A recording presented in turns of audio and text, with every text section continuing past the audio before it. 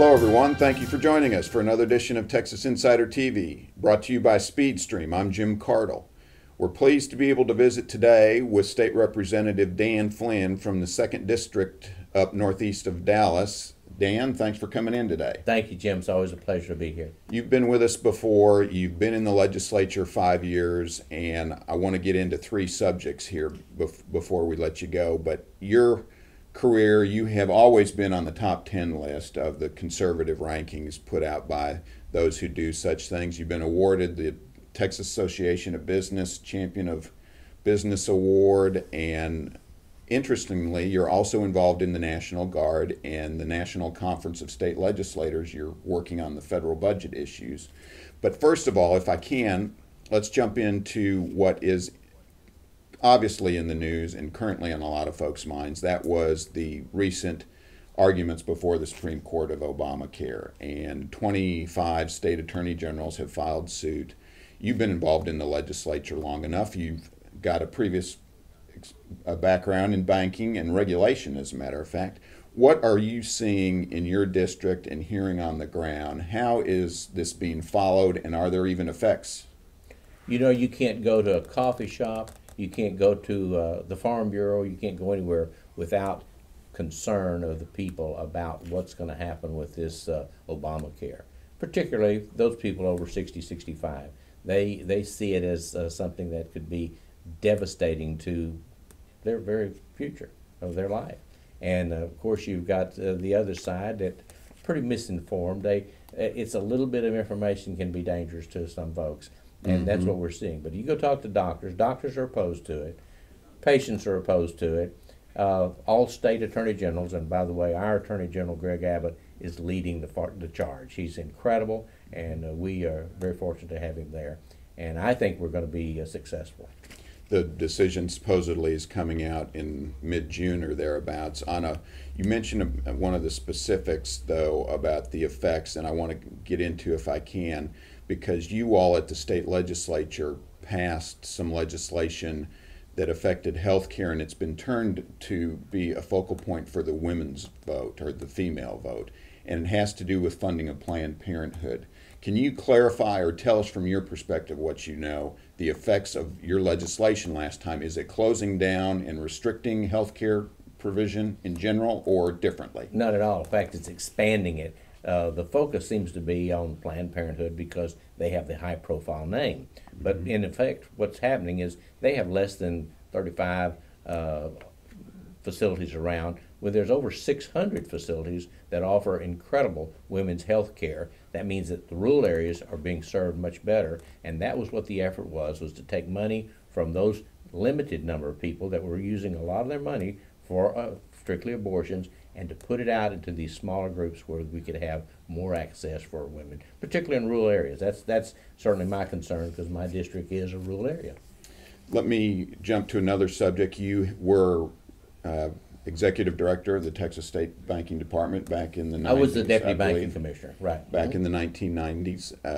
80s. 1980s, I beg your pardon. That's all right. But last time we were in, we talked about the Dodd-Frank piece of legislation in Congress, 2,700 some pages long, 500 new laws that are being implemented. Talk about our job situation is what I really want to get at. What are some of the hindrances, and in particular that one that you may know some specifics on? What are you seeing economically in the job front out there? Well, and I did have an opportunity to go to Washington to meet with the administration's budget folks through my affiliation with the NCSL, National Conference of State Legislators. And when presented to them that, you know, you've got to stop this overabundance of regulations on business. And of course they like to blame it on the previous administration, but as I told them, this is not an R and a D issue. It is a jobs issue, and it is an opportunity for businesses to be able to move forward. They continue to say that the Dodd-Frank was an answer to the global financial crisis. And as I told them, my bank in Van, Texas had nothing to do with the global financial crisis. And in fact, they've created a major problem, because with all these new regulations, you know, Bank of America or Wells Fargo, they may have a whole division to take care of regulations. In a small community bank, you're lucky if you've got somebody who can spend half a day on it, and yet that's the focal point of regulation in the banking industry right now. And back in the days when I was running the banking department of Texas, our focus was safety and soundness. Now we're looking more at consumer credit, and we're worried more about whether or not we have the proper interest rate reflected at the proper font, rather than if the bank is operating in a safe and sound manner. Or in the case of the home boom and bust, you were being forced to Yes. make loans based on substandard credit.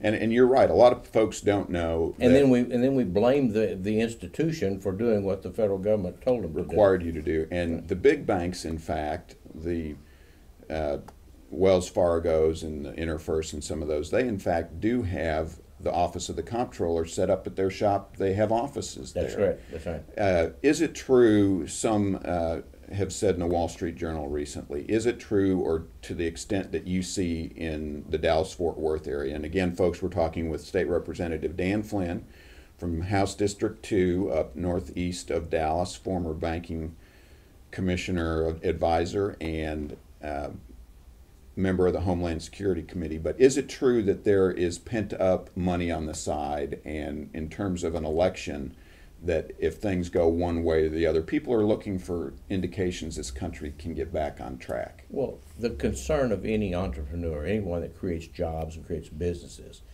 is what is the playing field going to be? Mm-hmm. Why has Texas been successful is because we've had a good, favorable business climate. We've had tort reform where companies can come in here. But even then, now the federal intrusion into our lives has created such a problem that we have, Jim, we have trillions of dollars overseas, that if it could be freed up with some kind of a tax break, they'd bring that money back in here, and it would be a very simple thing to do. Because money flows where the best returns, fewest restrictions. Absolutely. Or where they're not going to be taxed out of business.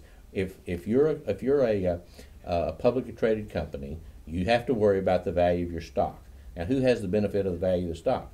All those pensions that are out there, all those retired teachers, all those retired government workers.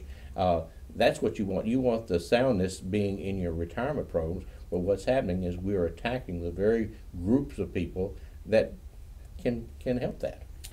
Makes you think about the world being turned on its head. I want to jump to another subject real quick and respect your time, and that has to do with your involvement on the Homeland Security Committee and Public Safety. You've just come back from a trip overseas and have been involved with our Texas border security.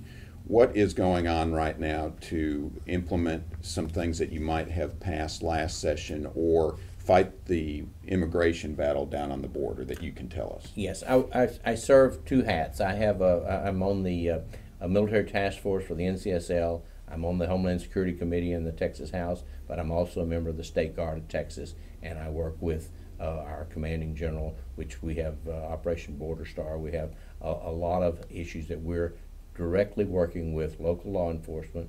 We're working with the Texas Rangers. We are working with the DPS, the Parks and Wildlife. You're working with other members of the legislature that you've recruited into the Guard. That's right, and they're doing a great job. We're proud of them. And we're even working with the FBI. And basically, all of those entities have told me without the State Guard's input in the surveillance area, they couldn't be doing their job. What scares me, that one of the things I found out when I visited with the State Department and with Prime Minister Benjamin Netanyahu in Israel, his staff, what we found out is Al-Qaeda has set up incredible number of cells throughout Mexico.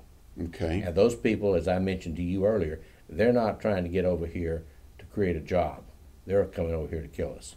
And that's very concerning from a worldwide standpoint. Also, the Mexican drug cartel, who has more money than can be counted, have now moved operations over into Europe. So is it really as serious as you mentioned, that they're not coming here for a job, they're coming here to kill us? Generally, the public would look at the issue of illegal immigration as enforcing the border regulations, but in fact it's a national security. And are you really seeing evidence of cells being set up in Austin or Dallas even? Yes, I was told recently that 60% of the people that are coming into the border, across our border right now, are OTMs. other than Mexicans. Okay. And that is a major issue to all of us. Being the Middle East potentially, or Other South Europeans.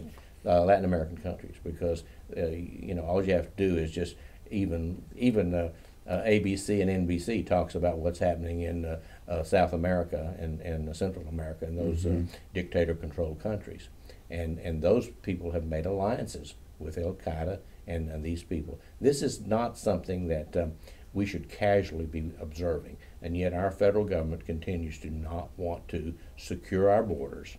If you go to Israel and you look at the fence that they've built there, it's not just one big wall. It is a combination of, which is what we need to be doing, of surveillance. Walls were important, and they actually even have sensors in the ground. They can tell where people are coming across, and it's checked on a regular basis in Israel. Using technology to monitor. And we should be doing the very same thing. We do it on somewhat of a limited scale, but it is a major concern. When you say, is it really a problem? 40,000 people were killed in Mexico in the last 4 years. Well, Representative Flynn, in respect for your time, we're going to leave it there. We could talk a whole lot more on that subject alone, I know, but want to thank you for coming in, for your service to Texas and the National Guard. You're former state legislator of the year for the Texas Conservative Digest and fighter for business in our state. Appreciate what you do. Thank you. It's always an honor.